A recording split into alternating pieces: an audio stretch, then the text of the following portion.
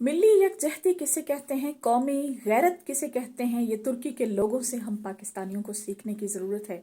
جو اتنے کرب و اذیت میں ہیں کہ زلزلے سے ان کے اپنے پیارے ان سے جدا ہو گئے ہیں، وہ زندگی اور موت کی کشمکش کے بیچ کہیں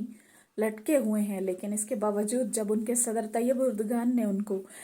ڈالر کو نیچے لانے کے لیے لیرا کو خریدنے اور اپنے ملک کی کرنسی کو زیادہ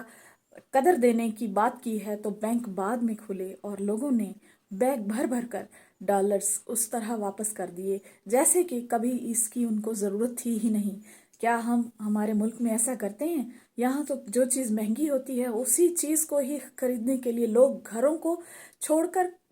پہروں وہاں کھڑے رہتے ہیں لائنوں میں لگ کر، کہ چیز اور بھی زیادہ ناپید کر دی جاتی ہے اور ذخیرہ اندوزوں کی عید کروا دی جاتی ہے۔ کیا ہم سیکھ سکتے ہیں یہ یکجہتی کہ ہم چیزوں کا اس طرح سے بائیکاٹ کریں کہ وہ سستی ہو جائیں؟